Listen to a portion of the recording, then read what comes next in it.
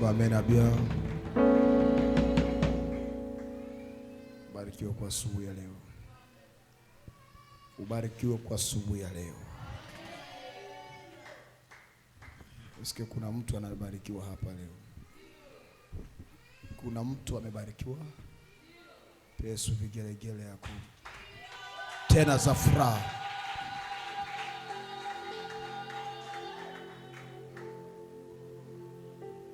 Père éternel, Seigneur, merci kwa asubuhi ya leo. Merci kwa neema yako. Merci kwa upendo wako. Merci kwa presence yako.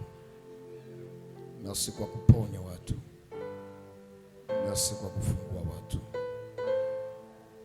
Merci kwa kutakasa maisha yao. Ubarikiwe Mungu na utukuzwe kwa jina la Yesu. Amen. Barikiwe tena.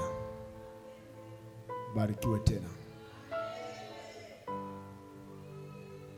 Asubuhi ya leo tuko ndani ya kitabu cha Luka, Mathayo. Kitabu cha Mathayo sura yake 5 mstari wake wa 14 hadi 16. 15, 16. Tunasoma kwa jina la Yesu.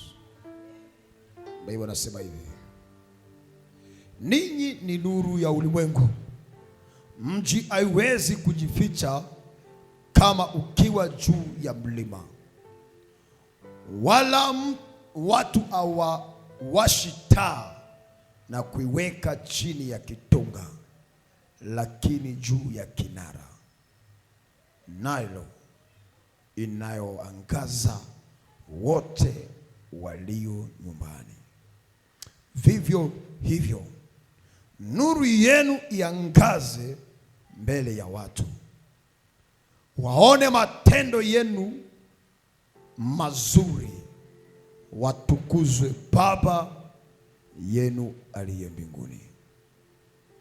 Yohani sura ya 8 12-14. Yohani, Jean chapitre 8 verset 12-14. Basi Yesu akasema nao tena akisema, mimi ni nuru ya dunia. Yeye ambaye anayenifuata hata kwenda kwa giza kabisa, lakini atakuwa kama nuru ya uzima. Basi Wafarisayo wakamwambia, wewe unajishuhudia mwenyewe tu, ushuhuda wako si kweli.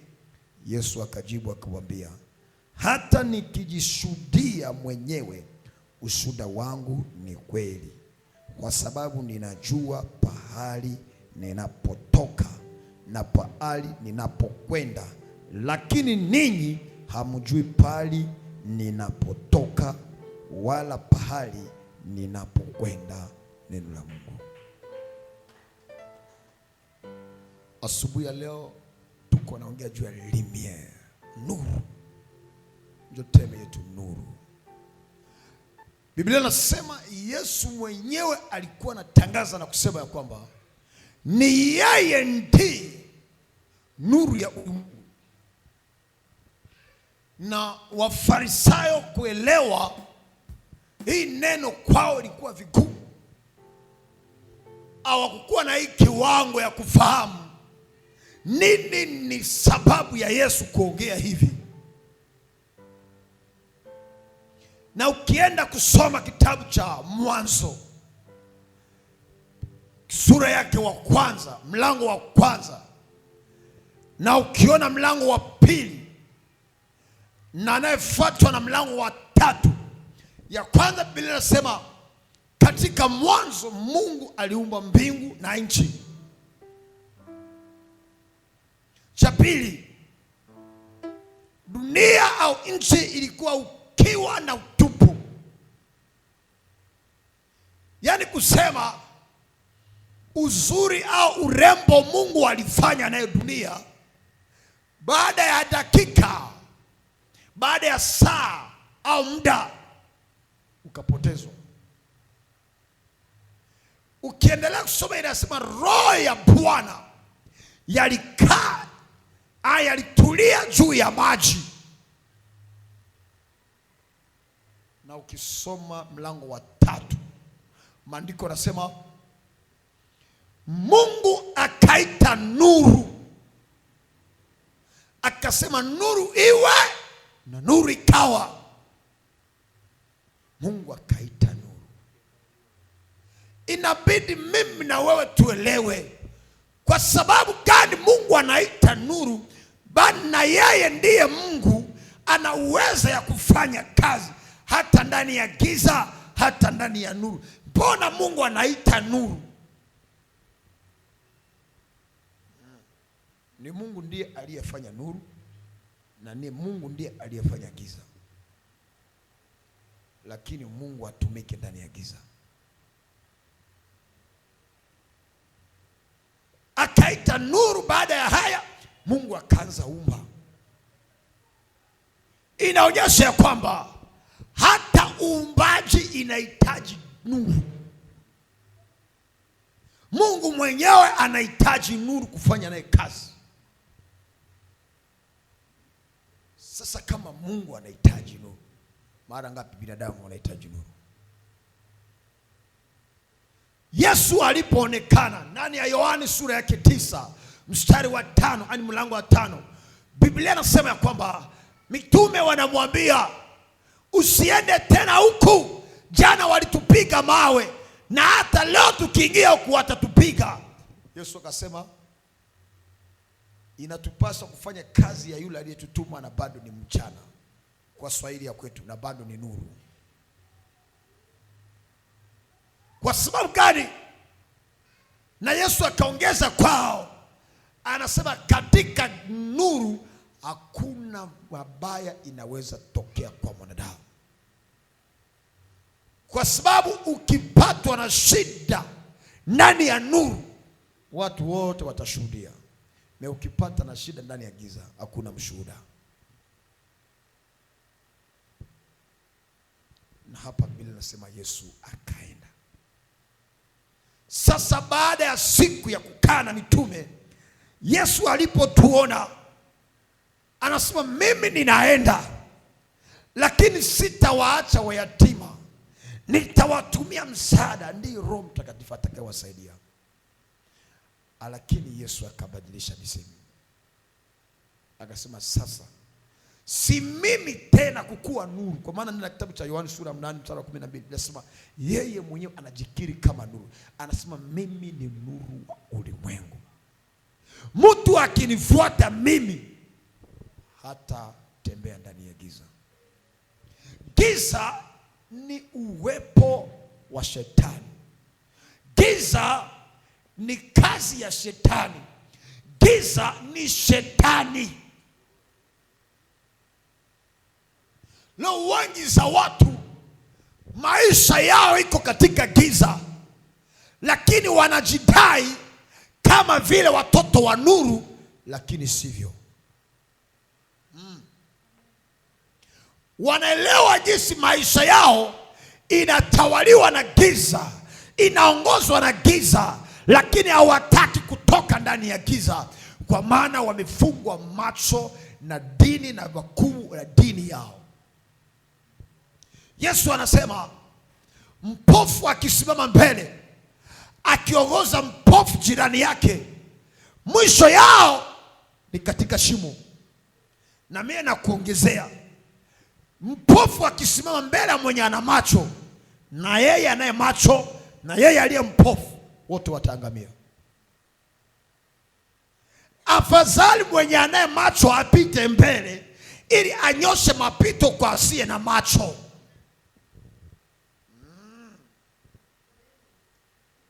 Amina. Macho yetu sio hii tunavyotazama na watu, bali tuna macho tofauti zaidi ya hii. Ni macho ya kiroho. Mungu ametupa macho ya imani. Zaidi ya haya, macho kingine Mungu ametupa ni zawadi ya Roho. Kanisa inayozima uwepo wa Roho Mtakatifu, anayezima nguvu za Roho Mtakatifu, anayekataza waamini wasimtafute Mungu, anayesema waamini wasijazwe Roho, ninyi ni wapofu. Hamuoni? Biblia inasema taifa linaokosa ufunuo ni taifa inayotembea pasipo frais, bila frais. Imaginez-vous moto akikata frais kukilima, sora chauffeur et tapata chauffeur. L'église de la grâce après la croix, c'est l'église de feu. Kanisa ya Kristo baada ya msalaba ni kanisa inabidi iwe na nguvu, iwe na moto za Roho ya Mungu, ili watu wa nje watazame kuko Mungu anatenda. Kanisa sio umate ya watu wanajaa wanakaa ndani kama wanakuwa kumitualite. Kwenye kanisa la Mungu yuko kuna moto inaonekana. Kwenye kanisa la Mungu yuko kuna nuru, giza inakimbia. Ndani ya kanisa ya Mungu hakuna sababu ya kufukuza mtu, bali ni nuru itakaofukuza watu. Amwambie ni mchawi mnamuogopa, yani mlozi mnamuogopa, sivyo? Maandiko nasema kama nuru yako inawaka itangaza mji. Tumefundishiwa vibaya. Tumefundishiwa kwa namna ya kuleta sie woga. Cha pili, yanaleta na sie kuchukia watu. Mungu sio hivyo. Mimi nataka nikuambie, kama wewe ni moto utaogopesha. Kama wewe ni moto utatisha. Kama wewe ni moto watakukimbia. Kama wewe ni moto wataacha kwako njia. Mara mengi watu wasiojiamini wanajifanyiza, kwa maana yeye hajiamini, anajua hana hii uweza, hana hii kipimo, hana hii nguvu. Wewe ukijiamini unatembea kwa uhakika. Maandiko yanasema Yesu anatoka anasema leo mimi sio tena nuru, bali nimewafanya ninyi muwe nuru. Inabidi wewe uelewe kwenye Mungu amekuweka. Inabidi wewe uelewe haukuokoke tu kwa kuokoka, bali umeokoka na kusudi, na kuna Mungu amekupa kimungu yake, amekupa kiwezo wake. Leo watu mingi wanaogopa Ebola. Inaonyesha kwamba mkuamini Mungu. Nasema mkuamini Mungu. Iko epidemi inaua, ai mkuamini Mungu. Njoo ukweli. Iko shetani mama. Maandiko nasema kwa Mungu hakuna ubaya, bali kila ubaya inatoka kwa adui, na kazi ya adui ni kuharibu wana wa Mungu. Hii ndio kazi ya adui. Inabidi wewe utambue, baada ya kila magonjwa kuna shetani. Nyuma kila tatizo kuna shetani. Tunaponya sida, tunaponya diabetes, tunatembeza vilema, tunatembeza kiwete. Sasa kuponya Ebola inatushinda.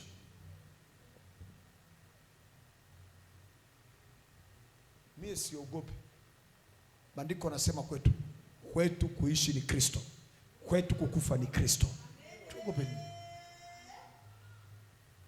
Unaishi Kristo wa Kristo, na unajua ndani yako shetani na mipango yake hata kuangamiza. Tembea pasipo hoga. Acha watu waoga watembee na hoga. Acha watu wa shaka watembee na shaka. Lakini wewe amini Mungu, jua ya kwamba maandiko yanasema anayemtumainia hatapata haya. Anayemtumainia yeye ni mlinzi wao. Mungu ndiye analinda. Kama Mungu asipolinda mji, wanaolinda mji wanateseka bure. Elewa ya kwamba ulimwengu wa giza ina mipango vyake, inafanya kila kitu kwa kusudi, na imeandaa watu katika makabila na majamaa, wale ambao wanasimama kwa namna mbili na wale ambao hawasimame. Wao ndio maviktimi ambao giza anatafuta, sio wewe. Kumbe jirani yako sitakufa. Haleluya. Ona mpaka imani ya watu inafika kunyuka. Alipona vile wakati ya vita, anaenda kufa na Ebola namna, na kuambia ameni Mungu, ukufe kufa kwa Bwana, uishi kwa Bwana. Hatuishi kwa ajili ya kuogopeshwa na magonjwa, hatuishi kwa ajili ya kuogopeshwa na watu. Sisi tunaishi kwa ajili ya Mungu.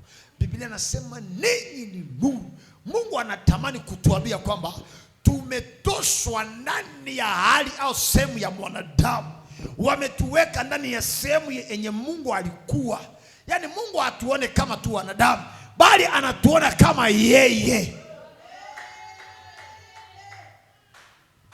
Vitu inatuangamiza ni kwa sababu tumebeba mizigo ya giza, na giza anatafuta mizigo yake tumrejeshe. Na sisi tunakataa kurejesha mizigo ya giza. Shetani kunasema leta na mimi kiburi yangu, leta na mimi chuki yangu, leta na mimi hasira yangu, leta na mimi usharati yangu nyoko na beba. Pia unasema shetani, bado mimi natamani kutembea na mzigo hii, na hii ndio nafanya sasa maisha yako yanakuwa giza. Hauonekani, hauangaze tena, kwa sababu wewe umekuwa giza. Kwenye ninasema shetani amefanya maisha yako kuwa maisha yake, na amefanya maisha yake kuwa maisha yako. Asubuhi ya leo Mungu ainuke. Nasema asubuhi ya leo Mungu ainue nuru. Kuna watu inabidi warudie kwenye waliingizwa, warudie kwenye Mungu alitaka wawe. Mwambie jirani yako angaza leo. Mwambie tena angaza leo. Mwambie angaza leo.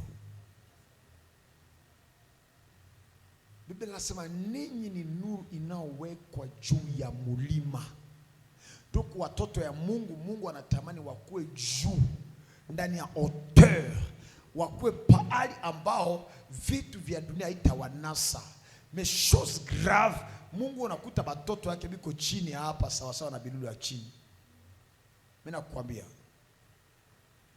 mtoto ya egle ni tofauti na mtoto ya kuku.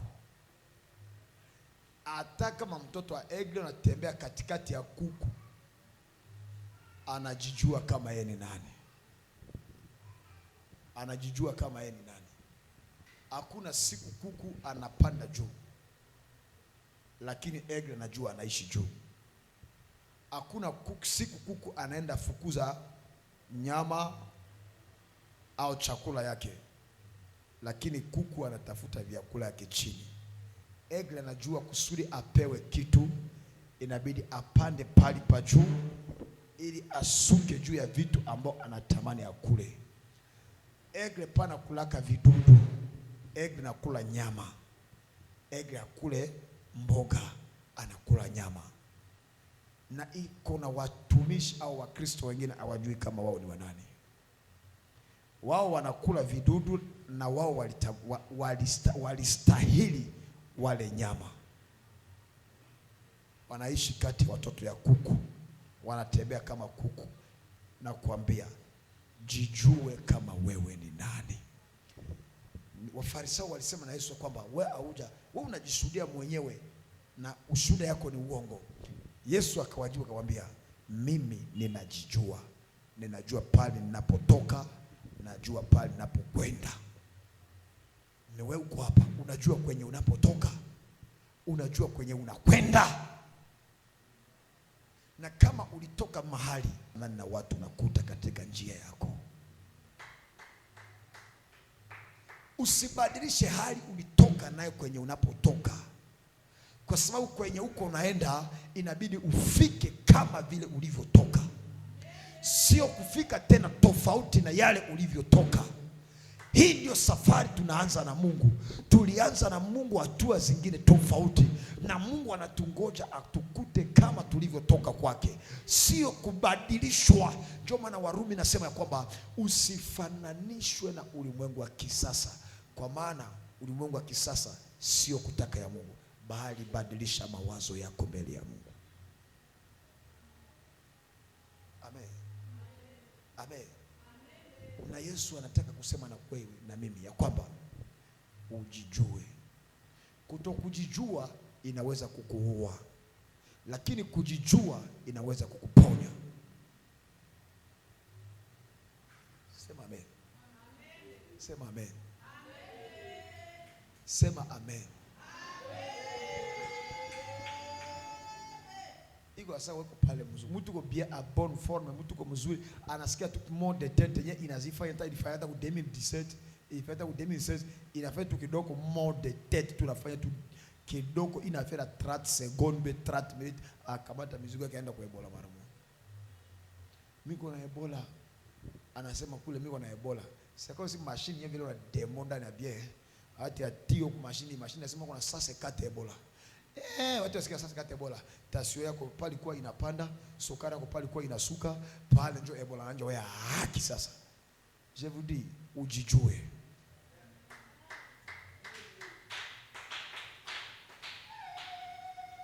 Haiko kwa sababu ya shida moja tutakataa Mungu. Haiko kwa sababu vita moja tutakataa Mungu. Tujijue kama sisi ni wanani. Kibaya sana, watu wanataka Mungu lakini watu hawataki kwenda ona Mungu.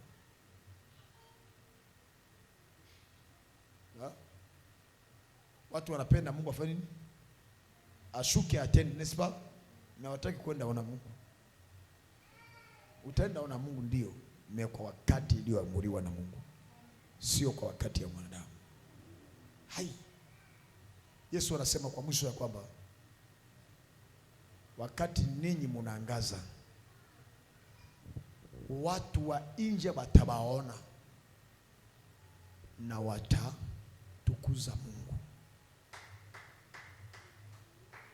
Watu wa nje wataona ninyi, hawatawaona sasa giza, wataona nuru ya makali, na wao watasogea chini ya mabawa ile nuru, na wao watatukuza Mungu ambao mnaotumikia. Kanisa la leo, kuliko watu watukuze Mungu yetu, wanatukana Mungu yetu. Kanisa ile njo kitu bana. Kanisa ile watu wote na maneno yao. Mimi nakwambia unaingia kanisani, watu ngali kusema juu yako hivi. Kusema kuna vitu ya giza iko nafanya watu baseme hii neno. Achana naye. Tosa kwa joko mbele kuikiuno yako. Tosa kwa ulale wazingale na macho watu watu le, acha. Tosa kwa ulevi le, acha. Tosa kwa usherati le, acha. Acha wizi le, acha. Ili watu waone we, wasibe Mungu amefanya kazi kwa maisha. Kama watu wanashuhudia Mungu kupitia wewe au kupitia matendo yako, na kuambia Mungu atajisikia furaha. Na Mungu anaweza badilisha maisha yako a partir hii. Na kama watu wanatukana Mungu juu yako, elewa kwamba Mungu atapendezwa. Haleluya. Nuru inapoangaza, watu watashuhudia Mungu anaye pamoja nasi. Nuru ni tofauti ya giza. Nuru inaposimama inaleta uhaki kati ya giza na kati ya nuru. Nuru mwenyewe anahukumu. Acha Mungu achie nuru katika maisha yako. Hauna sababu ya kwenda sema na watu wako mtu fulani, hapana. Hauna sababu ya kujitetea kati ya watu, hapana. Bali yale uko itakutetea. Haiko kukamata maiko, haiko kuingia kwa radio, kuingia kwa television, ujitetee, ujishuhudie, uende deta ba negotiation, uende deta ba anja jilete sifa mbele ya watu, watu wasikie sifa yako, baanza gopa we sasa, baone wako grave. Hapana. Acha yale enyewe iko, yatetea weye mwenyewe, yashuhudia wewe mwenyewe, yaonekania wewe mwenyewe, ya hukumu maadui yako mwenyewe. Nuru inaleta haki ya mwanadamu. Nuru inabadilisha historia ya mtu. Nuru inafanya maadui yako wanyamaze. acha waongee. Wakati nuru inapoinuka, wao watanyamaza. Bana sema hapana na maisha, ndio unalia, unahukumu Mungu. Mungu mimi nilifanya nini? We nyamaza. Ukijua uko na Mungu, nyamaza. Ukijua unaokoka, nyamaza. Ukijua hii kitu unafanya inatoka kwa Mungu, nyamaza. Kuko na wakati itaenea na ile vitu itatetea we, hata fazi nye ipali kwa nateteo mbele, pale Mungu atainua we, atakuheshimisha. Kila kitu kina wakati yake. Mungu anatengeneza kitu na wakati na majira. Uko naenda pali, Mungu atakutetea wewe. Usibadilishe masemi, simama, acha nuru yako iangaze. Isaya 16:1 anasema simama uangaze, kwa maana nuru yako imekuja. Kuna wakati unaweza tembea kwenye giza, ni mapito. Kuna wakati uko ndani ya jangwa, giza inatawala, ni mapito. Kuna wakati familia wanakuacha, ni mapito. Ni wakati mume anakuacha, ni mapito. Ni wakati watoto wako wanakukataa, ni mapito. Ni wakati marafiki na majirani wanakukimbia, ni mapito.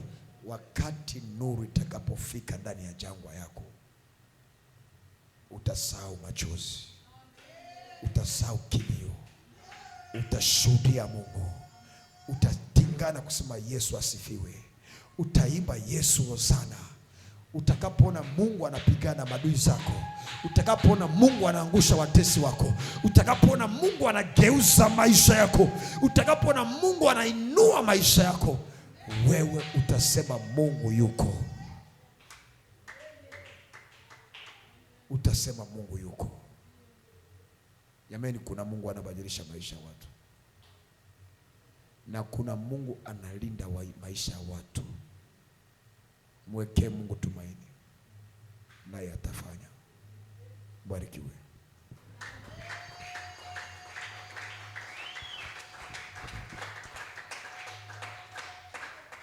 Yes.